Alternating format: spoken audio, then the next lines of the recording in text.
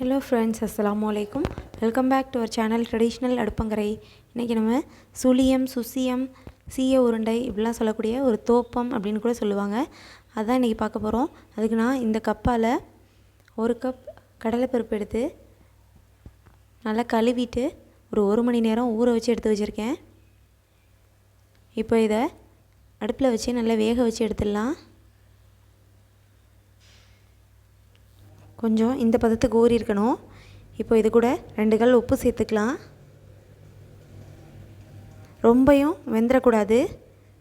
இப்போ பாருங்கள், இந்த மாதிரி ஒரு 3/4 பதத்துக்கு வேக வச்சு எடுத்துக்கோங்க. இப்படி உடைச்சி பார்த்தா உடையிற மாதிரி இருக்கணும்.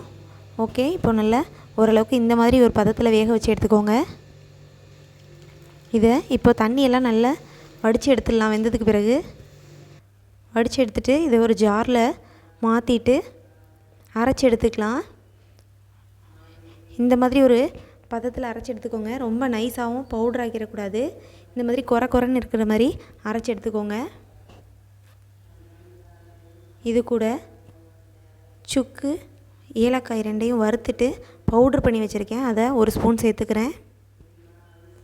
தேங்காய் 1/2 மூடி துருவி வச்சுருக்கேன், அதையும் சேர்த்துக்கிட்டேன். வெல்லம், மண்டை வெல்லம்னு சொல்லுவாங்க இது பேர். இதை நல்லா இந்த மாதிரி நல்லா தட்டி எடுத்துகிட்டு சேர்த்துக்கலாம்.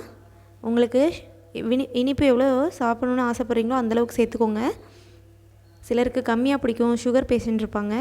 நான் இதில் பாதி அளவு எடுத்துக்கிறேன். தட்டிட்டு இதில் பாதி எடுத்துருக்கேன். இது கூட 1 பிஞ்ச் உப்பு சேர்த்துக்கலாம். இதை நல்லா இந்த மாதிரி கலந்துட்டு எடுத்துக்கோங்க.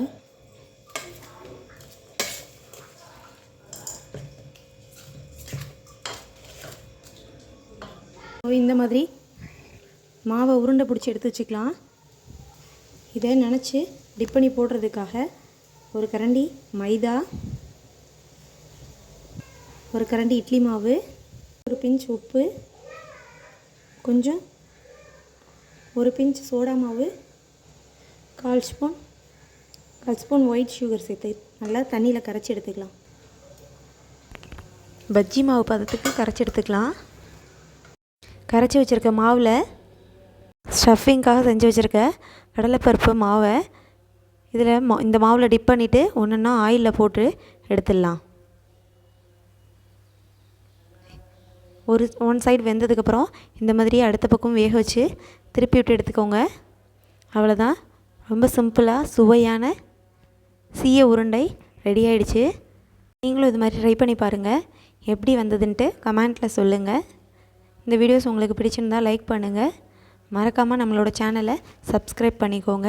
பக்கத்தில் இருக்க பெல் பட்டனையும் கிளிக் பண்ணி வச்சுக்கோங்க. அப்போ தான் நம்ம நோட்டிஃபிகேஷன்ஸ் உங்களை வந்து அடையும்.